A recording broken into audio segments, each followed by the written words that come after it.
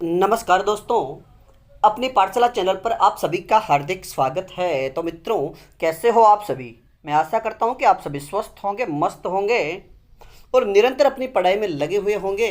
तो मित्रों, मैं फिर से हाजिर हूं एक नए टॉपिक के साथ में, और आज का अपना टॉपिक होगा राजस्थान करंट अफेयर 2025 को लेकर के। यानी हम आज की कक्षा में हम चर्चा करने वाले हैं राजस्थान करंट अफेयर से संबंधित महत्वपूर्ण, यानी परीक्षा में आने वाले जो प्रश्न हैं, यानी जो परीक्षा उपयोगी जो प्रश्न है उन्हीं को लेकर के। तो मित्रों, स्कूल व्याख्याता भर्ती जो आपके 23 जून से शुरू होने वाली है, उसके लिए आपके लिए ये बहुत ही रामबाण साबित होगी। तो शुरू करें आज की क्लास का ये पहला प्रश्न।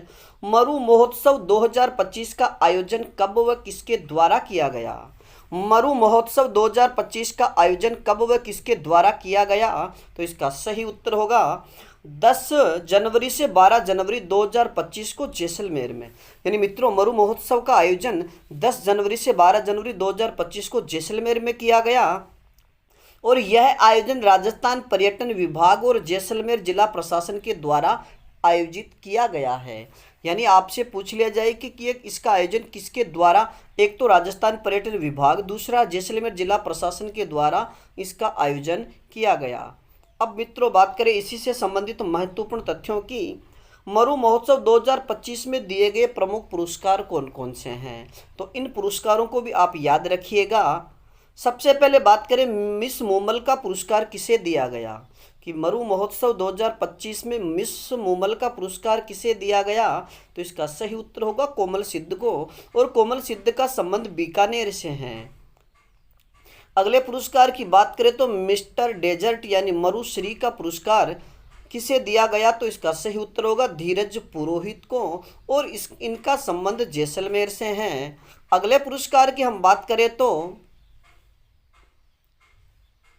मिस्टर पोकरण पुरस्कार किसे दिया गया? तो इसका सही उत्तर होगा गोपाल सिंह भाटी को। अगला पुरस्कार मिस पोकरण यानी मिस्टर पोकरण। अब अगला पुरस्कार है मिस पोकरण, और मिस पोकरण का पुरस्कार अभिलाषा चौधरी को दिया गया। और अगला जो पुरस्कार है मूछ प्रतियोगिता विजेता कौन रहे, कि मरु महोत्सव 2025 में मूछ प्रतियोगिता विजेता कौन रहे? तो इसका सही उत्तर होगा नरसिंह चौहान। अगला प्रश्न, भगवान श्री देवनारायण जी की 1113वीं जयंती का आयोजन कहाँ व कब किया गया? यानी भगवान श्री देवनारायण जी की जो 1113वीं जयंती मनाई गई, इसका आयोजन कब किया गया, कहाँ किया गया?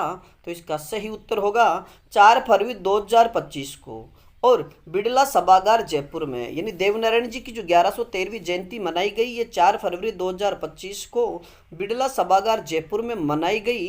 अब हम बात करें इससे संबंधित प्रमुख तथ्यों की। इस उपलक्ष्य में मुख्यमंत्री ने नसीराबाद व तिजारा में देव नारायण बालिका छात्रावास के लिए भूमि आवंटित कर स्वीकृति प्रदान की। अगला प्रश्न, राष्ट्रीय विधि विश्वविद्यालय के 70वें दीक्षांत समारोह का आयोजन कब किया गया? कि राष्ट्रीय विधि विश्वविद्यालय के 70वें दीक्षांत समारोह का आयोजन कब किया गया? तो इसका सही उत्तर होगा 23 फरवरी 2025 को जोधपुर में स्थित राष्ट्रीय विधि विश्वविद्यालय में इसका आयोजन किया गया। और उस समय मुख्य अतिथि कौन रहे? तो इसका सही उत्तर होगा मुख्यमंत्री श्री भजनलाल शर्मा। अगला प्रश्न, जनवरी 2025 में भूजल स्तर की गिरावट को रोकने हेतु राज्य सरकार द्वारा कौन से अभियान की शुरुआत की गई? तो इसका सही उत्तर होगा कर्म भूमि से मातृभूमि अभियान। मित्रों, आपसे सीधा प्रश्न भी पूछा जा सकता है कि कर्म भूमि से मातृभूमि अभियान का संबंध किससे है? तो इसका सही उत्तर होगा फिर भूजल स्तर की जो गिरावट है उसको रोकने से। अब हम बात करें कि यह जो अभियान है केंद्र की, यानी यह अभियान केंद्र सरकार की कैच द रेन से प्रेरित है। अब बात करें इसी से संबंधित अगले तथ्य की। इस अभियान के शुरुआती स्तर में शामिल जिले कौन कौन से हैं? तो मित्रों, इसमें सिरोही, पाली, जोधपुर, भीलवाड़ा, झुंझुनू व जयपुर जिले इसकी शुरुआत की गई। यानी शुरुआती स्तर के जो जिले हैं उनमें ये जिले शामिल हैं। अगला प्रश्न, 76वें राज्य स्तरीय गणतंत्र दिवस समारोह का आयोजन कहाँ किया गया? तो इसका सही उत्तर होगा महाराजा भोपाल सिंह स्टेडियम उदयपुर में। और मित्रों, इससे संबंधित अगर हम बात करें तो मुख्य अतिथि कौन रहे?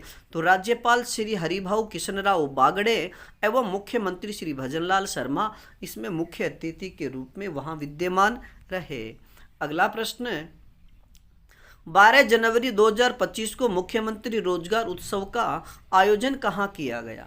कि 12 जनवरी 2025 को मुख्यमंत्री रोजगार उत्सव का आयोजन कहाँ किया गया? तो इसका सही उत्तर होगा जयपुर में। और मित्रों याद रखिएगा कि 12 जनवरी को राष्ट्रीय युवा दिवस भी मनाया जाता है, जिसे कैरियर डे के नाम से भी जाना जाता है। अगला प्रश्न, पार्वती, कालीसिंध, चंबल एवं पूर्वी राजस्थान नहर का नाम परिवर्तन करके क्या रख दिया गया है? तो इसका सही उत्तर होगा राम जल सेतु लिंक परियोजना। अब मित्रों आपसे ये भी प्रश्न पूछा जा सकता है कि राम जल सेतु लिंक परियोजना में कौन कौन सी नदियां शामिल है? तो पार्वती, कालीसिंध और चंबल। अब हम बात करें इसका नाम परिवर्तन कब किया गया? तो इसका सही उत्तर होगा 22 जनवरी 2025 को। और 22 जनवरी 2025 को इसका नामकरण राम जल सेतु लिंक परियोजना कर दिया गया।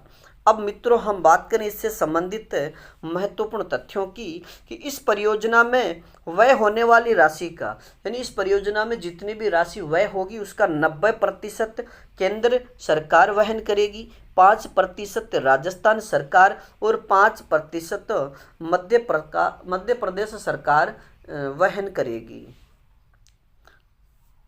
अगला तथ्य, इस परियोजना से राजस्थान के 17 जिलों तथा मध्य प्रदेश के 13 जिलों को लाभ मिलेगा। अब हम बात करें इससे संबंधित अगले तथ्यों की, तो इस परियोजना के तहत राज्य में यानी राजस्थान में 5 बैराज तथा 2 बांध बनाया जाना प्रस्तावित है। और हम अब बात करें इसी से संबंधित अगले तथ्य की कि 17 दिसंबर 2024 को प्रधानमंत्री नरेंद्र मोदी द्वारा ननरेवा बैराज का लोकार्पण किया गया है। अगला प्रश्न, महिलाओं के आर्थिक और सामाजिक सशक्तिकरण को मजबूत और उन्नत बनाने के प्रयासों के तहत सरस राज सखी राष्ट्रीय मेला का आयोजन कहाँ किया गया? तो इसका सही उत्तर होगा जवाहर कला केंद्र जयपुर में। मित्रों आपसे सीधा प्रश्न इस प्रकार भी पूछा जा सकता है कि सरस राज सखी राष्ट्रीय मेले या मेला का संबंध किससे है? तो इसका सही उत्तर होगा महिलाओं के आर्थिक और सामाजिक सशक्तिकरण से। और मित्रों इससे संबंधित अगले तथ्य की बात करें तो इस मेले का आयोजन राजस्थान ग्रामीण आजीविका विकास परिषद यानी राजविका द्वारा किया गया। अगला प्रश्न,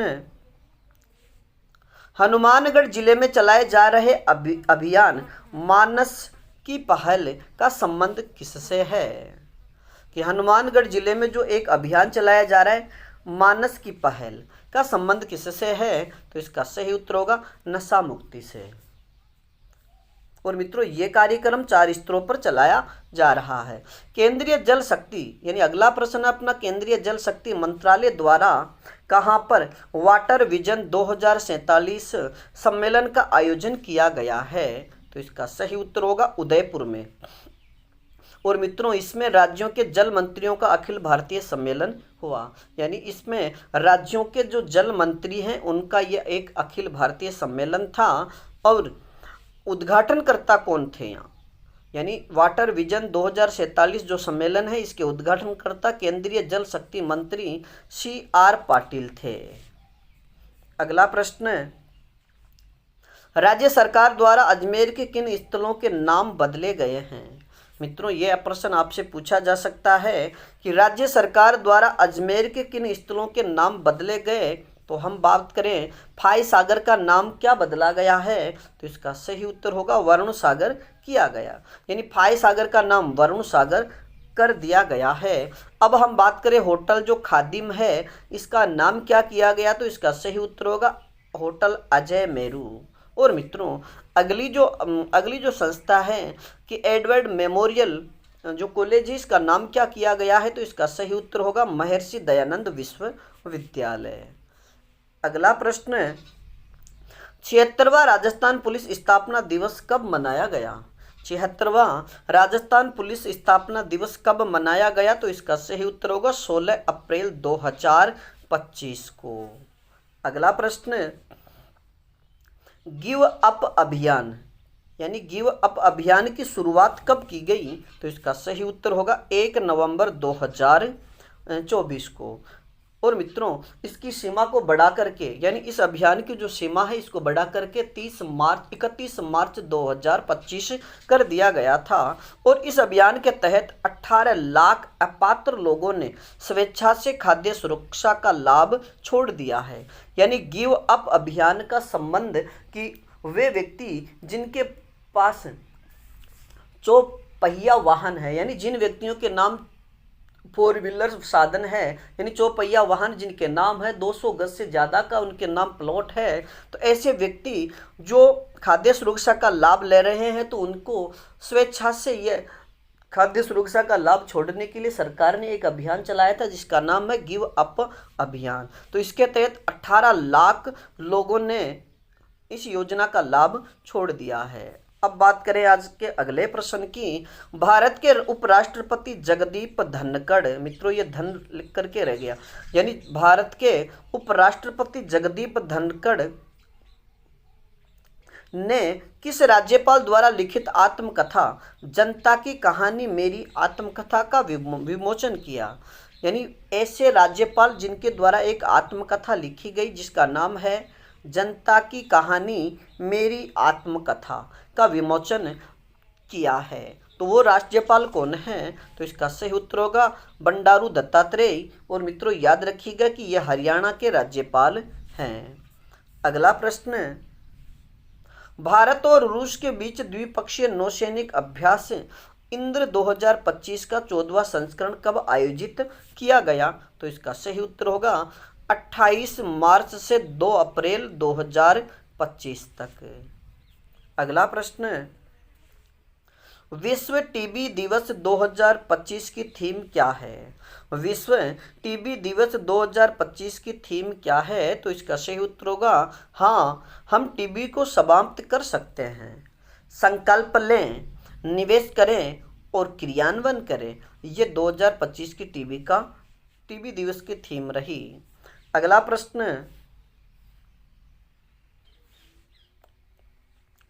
वरिष्ठ नागरिक आयोग स्थापित करने वाला भारत का पहला राज्य कौन सा बना? तो इसका सही उत्तर होगा केरल। मित्रों, केरल एकमात्र ऐसा राज्य है जिसने वरिष्ठ नागरिकों के लिए एक आयोग की स्थापना की है। अगला प्रश्न, विनोद कुमार शुक्ल जिन्हें 2025 के लिए 59वें ज्ञानपीठ पुरस्कार से सम्मानित किया गया, वे किस राज्य के पहले साहित्यकार हैं जिन्हें यह पुरस्कार मिलने की घोषणा हुई है? तो इसका सही उत्तर होगा छत्तीसगढ़। अगला प्रश्न, प्रसिद्ध मूर्तिकार राम सुथार जो स्टैचू ऑफ यूनिटी के रचनाकार हैं को कौन सा पुरस्कार हाल ही में प्राप्त हुआ है? तो इसका सही उत्तर होगा महाराष्ट्र भूषण पुरस्कार। अगला प्रश्न, 2025 का प्रतिष्ठित संगीत कला पुरस्कार किसे दिया गया? यानी 2025 का प्रतिष्ठित संगीत कला निधि पुरस्कार किसे दिया गया? मित्रों ये कला नहीं हो गया, कला निधि है। पुरस्कार किसे दिया गया? तो इसका सही उत्तर होगा RK श्री राम कुमार को। अगला प्रश्न, महिलाओं को सशक्त बनाने के उद्देश्य से मरु उड़ान अभियान की शुरुआत कब व कहां से की गई? तो इसका सही उत्तर होगा 13 नवंबर 2024 को बाड़मेर से। और मित्रों आपसे सीधा प्रश्न पूछ लिया जाए कि मरु उड़ान 2025 का संबंध किससे है? तो महिलाओं को सशक्त बनाने से। और मित्रों इसकी शुरुआत कहाँ से की गई? बाड़मेर से। और याद रखिएगा कि यह अभियान बाड़मेर की जिला कलेक्टर टीना डाबी द्वारा चलाया गया है। अगला प्रश्न, जयपुर पुलिस कमिश्नरेट द्वारा 1 अक्टूबर से 15 अक्टूबर तक महिलाओं की सुरक्षा हेतु कौन सा अभियान चलाया गया? तो इसका सही उत्तर होगा ऑपरेशन गरिमा।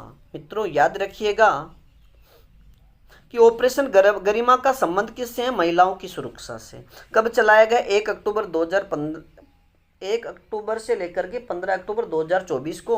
और मित्रों इसके तहत हेल्पलाइन नंबर 1090 भी 90 से भी महिलाओं को,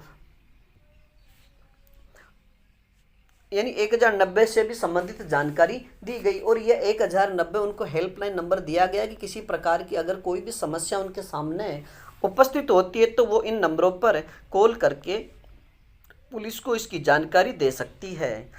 अब बात करें आज के अगले प्रश्न की। नवजात शिशु मृत्यु दर को कम करने और सुरक्षित प्रसव सेवाओं को सुनिश्चित करने हेतु डूंगरपुर में कौन सा अभियान चलाया गया है? तो इसका सही उत्तर होगा संकल्प प्रोजेक्ट डूंगरपुर। मित्रों यानी आपसे सीधा प्रश्न पूछ लिया जाए कि संकल्प प्रोजेक्ट डूंगरपुर का संबंध किससे है, तो पहला इसका उत्तर होगा नवजात शिशु मृत्यु दर को कम करने और सुरक्षित प्रसव सेवाओं को सुनिश्चित करने हेतु। कहाँ चलाया गया? तो डूंगरपुर में। अगला प्रश्न, शिक्षा विभाग द्वारा राजस्थान का पहला बालिका सैनिक स्कूल कहाँ खोला जाएगा? शिक्षा विभाग द्वारा यानी राजस्थान का पहला एक बालिका सैनिक स्कूल खोला जाएगा। ये कहाँ पर खोला जाएगा? तो पंचकुंडा गांव जोधपुर में। अगला प्रश्न, 5 मार्च 2025 को नारी शक्ति अवार्ड 2025 किसे दिया गया? तो इसका सही उत्तर होगा डॉक्टर मंजू बागमार को। अगला प्रश्न, बाल विवाह के विरोध हेतु राजस्थान पुलिस द्वारा कौन सा अभियान चलाया गया? तो इसका सही उत्तर होगा ऑपरेशन लाडली। यानी ऑपरेशन लाडली का संबंध किससे है? तो बाल विवाह रोकने से। अगला प्रश्न है, अंतर्राष्ट्रीय ऊंट महोत्सव 2025 का आयोजन कब व कहाँ किया गया? कि अंतर्राष्ट्रीय जो ऊंट महोत्सव 2025 मनाया गया, इसका आयोजन कब व कहाँ किया गया? तो इसका सही उत्तर होगा जनवरी 2025 को बीकानेर में। और मित्रों इसमें जो पुरस्कार दिया गया, तो इसमें पहला पुरस्कार मिस मरवण का खिताब किसे दिया गया? तो महक को। और मिस्टर बीकाना का खिताब है ये योगेश को दिया गया। अब बात करें आज के अगले प्रश्न की। राइजिंग राजस्थान यानी ग्लोबल इन्वेस्टमेंट समिट 2024 का आयोजन कब किया गया? तो इसका सही उत्तर होगा 9 दिसंबर से 11 दिसंबर 2024 को सीतापुरा जयपुर में। यानी rising Rajasthan global investment summit 2024 का जो 3 दिवसीय आयोजन सीतापुरा जयपुर में किया गया। और मित्रों इसकी थीम की बात करें तो इसकी थीम परिपूर्ण, जिम्मेदार और तैयार, ये इसकी थीम रही। अब बात करें आज के अगले प्रश्न की। राजस्थान सरकार द्वारा गर्भवती महिलाओं को निजी केंद्रों पर निःशुल्क सोनोग्राफी करवाने हेतु कौन सी योजना शुरू की गई है? तो इसका सही उत्तर होगा माँ वाउचर योजना।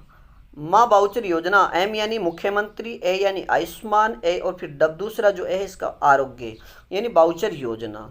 और मित्रों याद रखिएगा कि इस योजना की शुरुआत 17 सितंबर 2024 को मुख्यमंत्री श्री भजनलाल शर्मा द्वारा जयपुर के एक कार्यक्रम में की गई थी। अब बात करें आज के अगले प्रश्न की।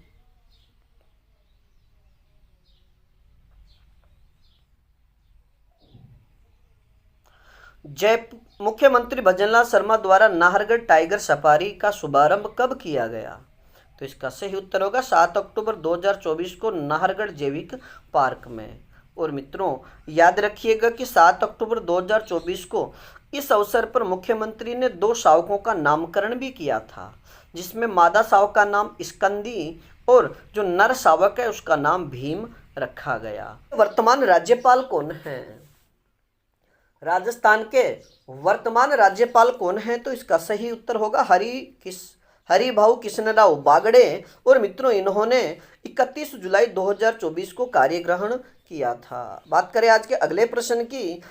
राजस्थान हाईकोर्ट के 43वें मुख्य न्यायाधीश कौन हैं? राजस्थान हाईकोर्ट के 43वें मुख्य न्यायाधीश कौन हैं? तो इसका सही उत्तर होगा KR श्रीराम। अगला प्रश्न,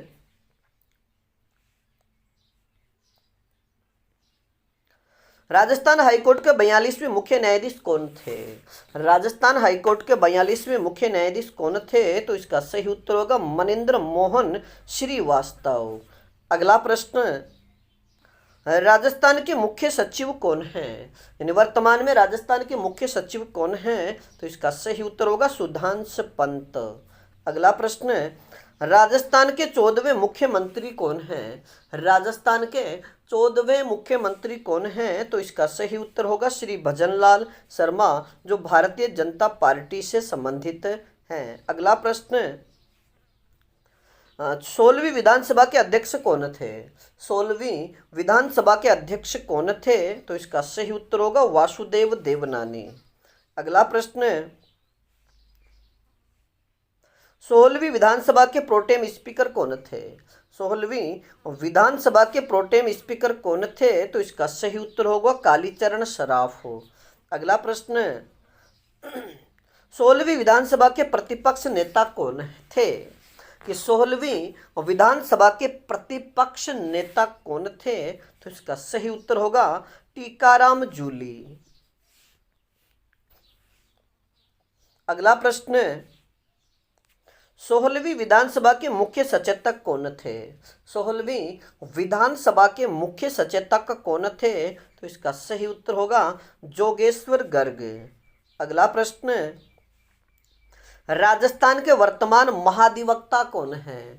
राजस्थान के वर्तमान महाधिवक्ता कौन हैं? तो इसका सही उत्तर होगा राजेंद्र प्रसाद गुप्ता। अगला प्रश्न, राजस्थान के मुख्य निर्वाचन आयुक्त कौन हैं? कि राजस्थान के मुख्य निर्वाचन आयुक्त कौन हैं? तो इसका सही उत्तर होगा मधुकर गुप्ता। अगला प्रश्न, राजस्थान के मुख्य निर्वाचन अधिकारी कौन हैं? राजस्थान के मुख्य निर्वाचन अधिकारी कौन हैं? तो इसका सही उत्तर होगा नवीन महाजन। अगला प्रश्न, राज्य मानवाधिकार आयोग के अध्यक्ष कौन हैं? राज्य मानवाधिकार आयोग के अध्यक्ष कौन हैं? तो इसका सही उत्तर होगा गंगाराम मूलचंदानी।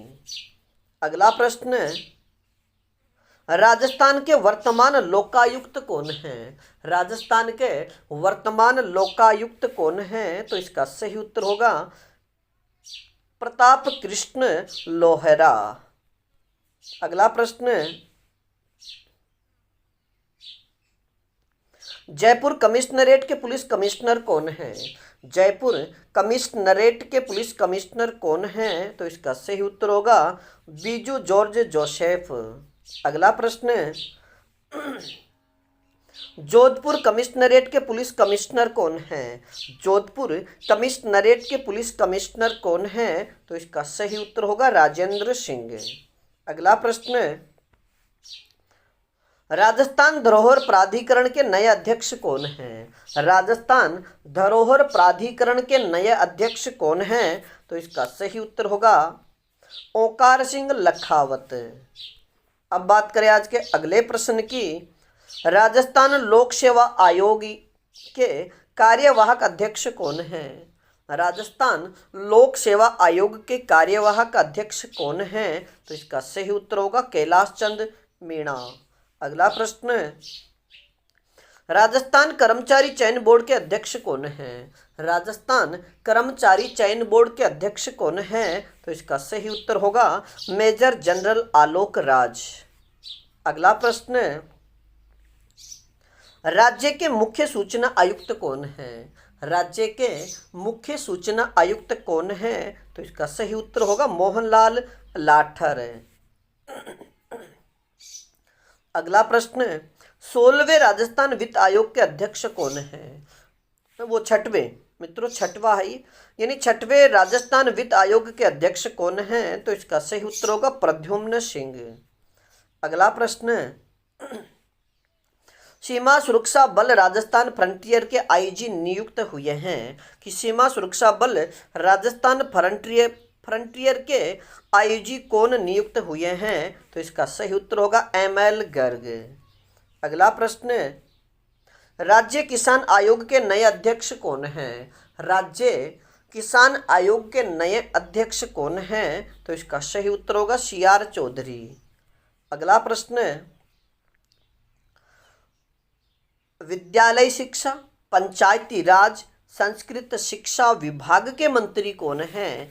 कि विद्यालय शिक्षा, पंचायती राज, संस्कृत शिक्षा विभाग के मंत्री कौन हैं? तो इसका सही उत्तर होगा मदन दिलावर। अगला प्रश्न है, जन स्वास्थ्य अभियांत्रिकी और भूजल विभाग के मंत्री कौन हैं? कि जन स्वास्थ्य अभियांत्रिकी और भूजल विभाग के मंत्री कौन हैं? तो इसका सही उत्तर होगा कन्हैयालाल चौधरी। अगला प्रश्न है, चिकित्सा एवं स्वास्थ्य विभाग के मंत्री कौन हैं? चिकित्सा एवं स्वास्थ्य विभाग के मंत्री कौन हैं? तो इसका सही उत्तर होगा गजेंद्र सिंह खेवसर। अगला प्रश्न है, वित्त, पर्यटन, कला, साहित्य, संस्कृति और पुरातत्व, सार्वजनिक निर्माण, महिला एवं बाल विकास और बाल आधिकारिता विभाग के मंत्री कौन हैं? तो इसका सही उत्तर होगा दिया कुमारी। अगला प्रश्न है, जल संसाधन एवं जल संसाधन आयोजना विभाग के मंत्री कौन हैं? कि जल संसाधन आयोजना विभाग के मंत्री कौन हैं? तो इसका सही उत्तर होगा सुरेश सिंह राव। अगला प्रश्न है, सामाजिक न्याय एवं अधिकारिता विभाग के मंत्री कौन हैं? सामाजिक न्याय एवं अधिकारिता विभाग के मंत्री कौन हैं? तो इसका सही उत्तर होगा अविनाश गहलोत। अगला प्रश्न है, तकनीकी शिक्षा, उच्च शिक्षा, आयुर्वेद, योग एवं प्राकृतिक चिकित्सा, यूनानी, सिद्धा एवं होम्योपैथी, परिवहन एवं सड़क सुरक्षा विभाग के मंत्री कौन हैं? तो इसका सही उत्तर होगा प्रेमचंद बेरवा। अगला प्रश्न, पशुपालन एवं डेयरी, गोपालन और देवस्थान विभाग के मंत्री कौन हैं? पशुपालन एवं डेयरी, गोपालन और देवस्थान विभाग के मंत्री कौन हैं? तो इसका सही उत्तर होगा जोराराम कुमावत। अगला प्रश्न, जनजातीय क्षेत्रीय विकास और गृह रक्षा विभाग के मंत्री कौन हैं? जनजातीय क्षेत्रीय विकास और गृह रक्षा विभाग के मंत्री कौन हैं? तो इसका सही उत्तर होगा बाबूलाल खराड़ी। अगला प्रश्न, राजस्व और उपनिवेश विभाग के मंत्री कौन हैं? राजस्व और उपनिवेश विभाग के मंत्री कौन हैं? तो इसका सही उत्तर होगा हेमंत मीणा। अगला प्रश्न, खाद्य एवं नागरिक आपूर्ति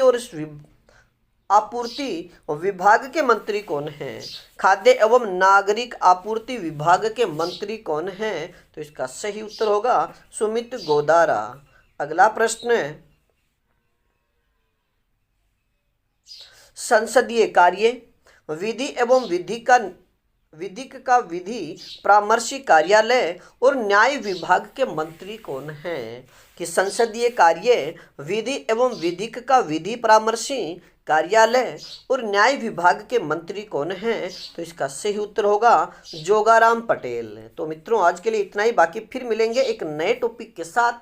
तब तक आप अपने अध्ययन में जुटे रहिएगा और अपनी पाठशाला बाय BN सर चैनल पर नए हो तो हमारे चैनल को लाइक, सब्सक्राइब और अपने मित्रों तक शेयर जरूर कीजिएगा।